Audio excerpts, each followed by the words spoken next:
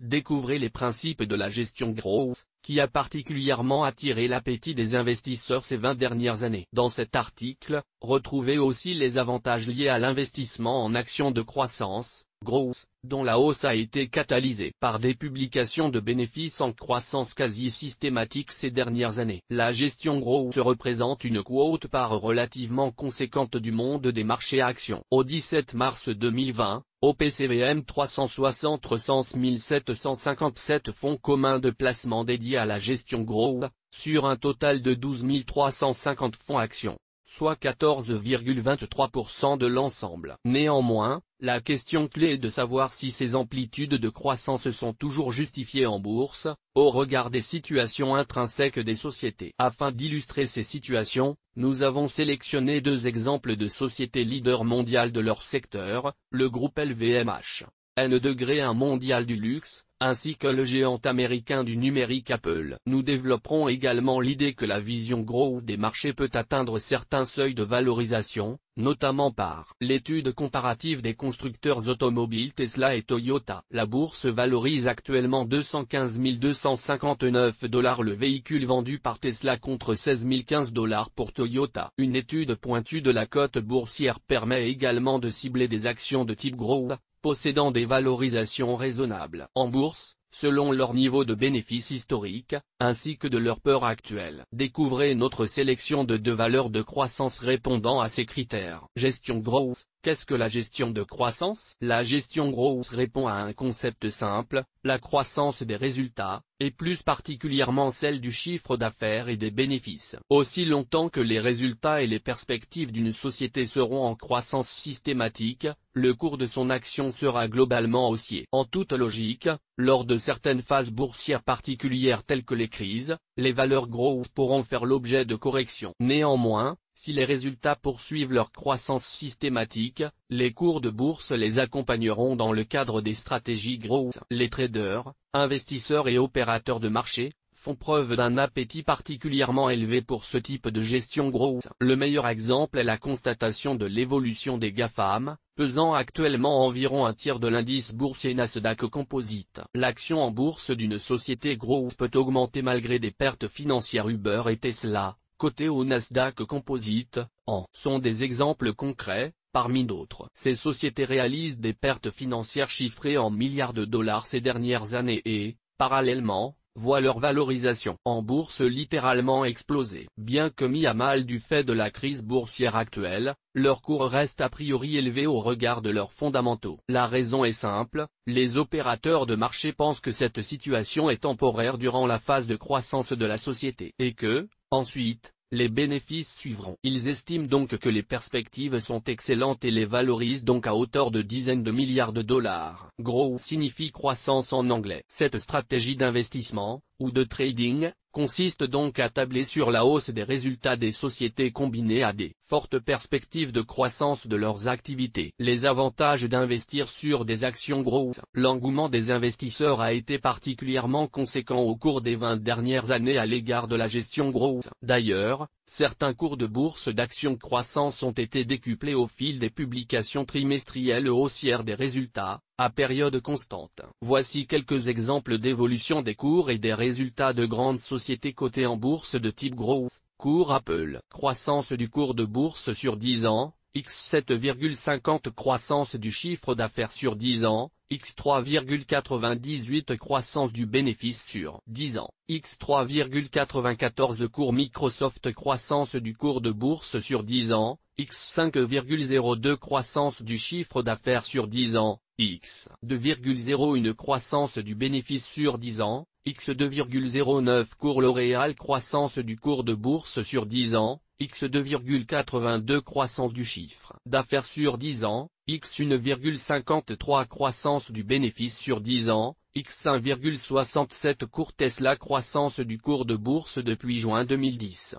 x 22,41. Croissance du chiffre d'affaires sur 10 ans, x 210. Pertes systématiques chaque année depuis 10 ans, 6,5 milliards de dollars. Cumulés sur 10 ans, Apple, Microsoft, L'Oréal et Tesla. Des exemples d'actions croissance. Nous retenons Apple, Microsoft, L'Oréal et Tesla comme exemple de grandes sociétés avec des profils gros. Il en existe des milliers à l'échelle de la cote boursière mondiale. On peut constater qu'au sein des exemples retenus, hormis le cas particulier de Tesla qui réalise des pertes, l'intensité de l'évolution du cours de bourse est corrélée à celle de la croissance des résultats avec un coefficient multiplicateur proche de 2. Action Apple. Croissance du cours de bourse sur 10 ans, x 7,50 croissance du chiffre d'affaires sur 10 ans, x 3,98 fois 2 égale 7,96 croissance du bénéfice sur 10 ans, x 3,94 fois 2 égale 7,88 action Microsoft croissance du cours de bourse sur 10 ans, x 5,02 croissance du chiffre d'affaires sur 10 ans, x 2,01 fois 2 égale 4,02 croissance du bénéfice sur 10 ans, x 2,09 fois 2 égale 4,18 action L'Oréal croissance du cours de bourse sur 10 ans, x 2,82 croissance du chiffre d'affaires sur 10 ans, x 1,53 fois 2 égale 3,06 croissance du bénéfice sur 10 ans, x 1,67 fois 2 égale 3,34 Le principe général de la corrélation entre croissance des résultats et croissance du cours de bourse est donc notable,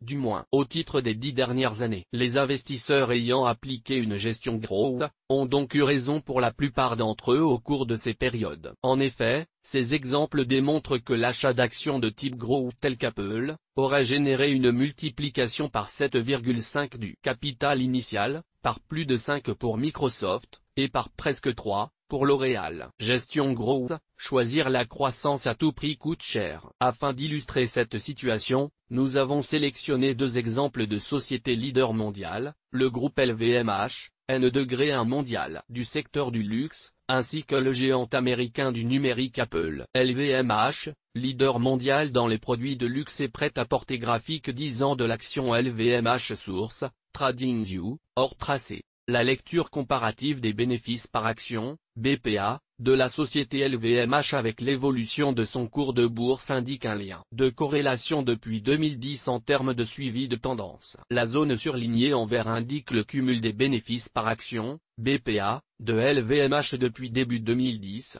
soit 89,76 €. Théoriquement, si le cours de l'action LVMH avait suivi l'évolution cumulée de ses BPA de manière corrélée depuis début 2010, celui-ci serait actuellement de 169 € contre 311 € actuellement. Sur cette base, il est donc possible de considérer une surcotée de plus 84% du cours de bourse de l'action LVMH. Il est donc évident que le cours de bourse de l'action LVMH a connu un rythme de progression sensiblement plus élevé que l'évolution de ses profits cumulés au cours des 10 dernières années. De plus, le peur de l'action LVMH est actuellement élevé, établi à 21,84. Remarque, le BPA 2014 de 11,27 € a été exceptionnellement élevé au regard des moyennes de cette période issue de la vente des participations de LVMH au sein de la société Hermès. Apple, mastodonte et leader des produits électroniques et smartphones graphiques 10 ans de l'action Apple Source, TradingView, hors tracé, la lecture comparative des bénéfices par action, BPA, de la société Apple avec l'évolution de son cours de bourse indique un lien de corrélation long terme depuis 2010 en termes de suivi de tendance. Néanmoins, dans le cas d'Apple, certaines années ont indiqué des divergences assez marquées entre BPA et évolution annuelle du cours de bourse, comme le démontrent les années 2015 et 2018 à titre d'exemple. La zone surlignée en vert indique le cumul des bénéfices par action, BPA, d'Apple depuis début 2010, soit 75,68 $.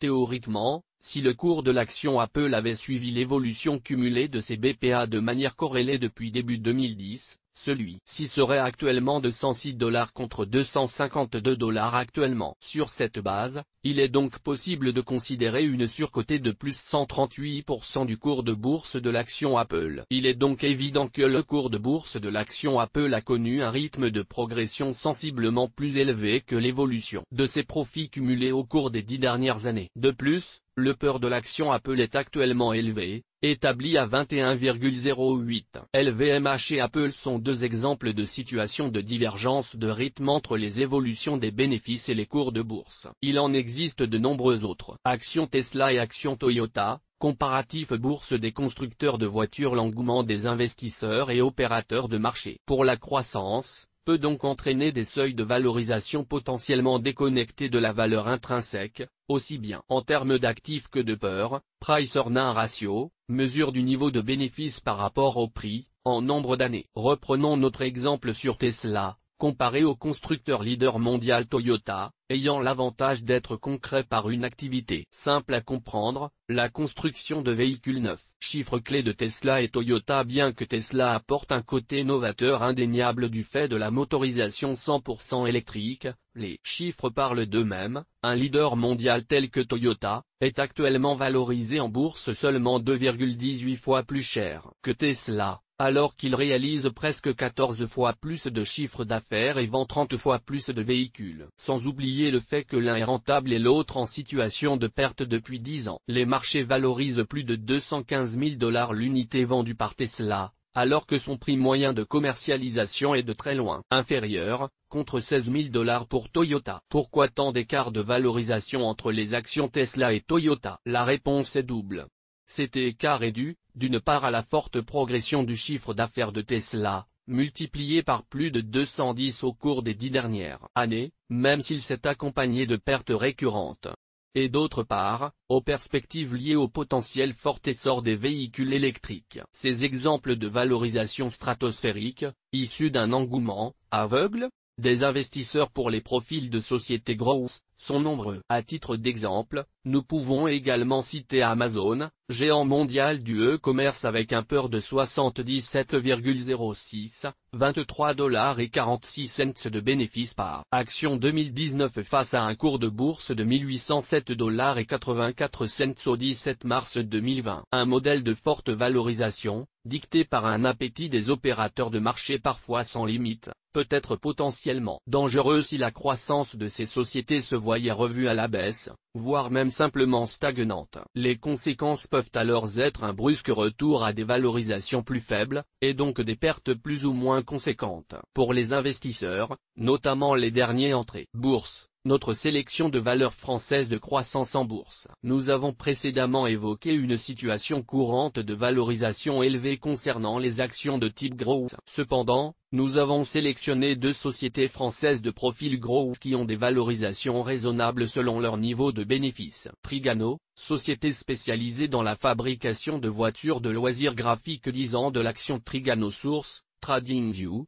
hors tracé. Trigano est une société française spécialisée dans la conception et la commercialisation de véhicules de loisirs. Sa capitalisation boursière actuelle est de 877 millions €. Chiffre clé de Trigano, croissance du cours de bourse sur 10 ans, x 2,84, croissance du chiffre d'affaires sur 10 ans, x 3,31, croissance du bénéfice sur 10 ans, x 12,07. La zone surlignée en vert indique le cumul des bénéfices par action, BPA, de Trigano depuis début 2010, soit 38,31 €. Théoriquement, si le cours de l'action Trigano avait suivi l'évolution cumulée de ses BPA de manière corrélée depuis début 2010, celui-ci serait de 52,86 € contre 45,48 € actuellement. Selon ces critères, la valorisation de l'action Trigano est donc attractive au sein de l'univers des sociétés de profil growth. De plus, le PER 2019 du groupe est intéressant, établi à 5,23 à son cours de bourse actuel de 45,48 €. Atos,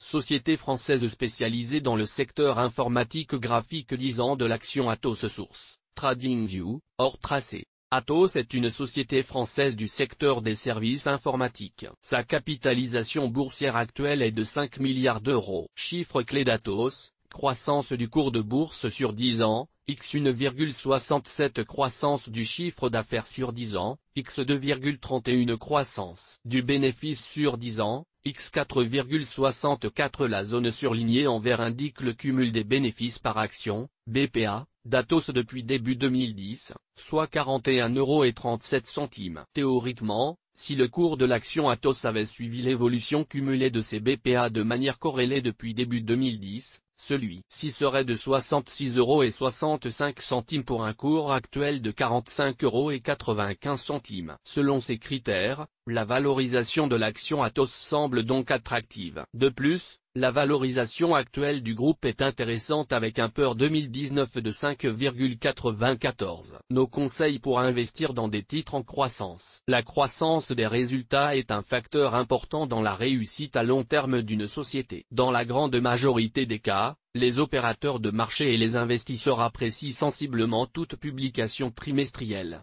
semestrielle ou annuelle de hausse des résultats. Mais cela doit-il justifier des niveaux de valorisation parfois de l'ordre de 2 fois les bénéfices cumulés lors des dernières années, voire davantage pour certaines sociétés? Nous aurions tendance à recommander la sélectivité aux investisseurs ayant des profils gros face aux actions de sociétés qui ont des PER supérieurs à 15, ce qui représente un prix payé en bourse équivalent à un maximum de 15 ans de bénéfices de la société. La majorité des valeurs de type gros présentent des niveaux de PER élevés, voire très élevés. Néanmoins, une recherche pointue de la cote boursière mondiale permet parfois de cibler certaines sociétés au profil gros combiné à des valorisations cohérentes avec les fondamentaux des sociétés, signe qu'il est possible de conserver une vision raisonnable entre valorisation et niveau de bénéfice. Source des images, FreePic. Toutes nos informations sont, par nature, génériques. Elles ne tiennent pas compte de votre situation personnelle et ne constituent en aucune façon des recommandations personnalisées en vue de la réalisation de transactions et ne peuvent être assimilées à une prestation de conseil en investissement financier,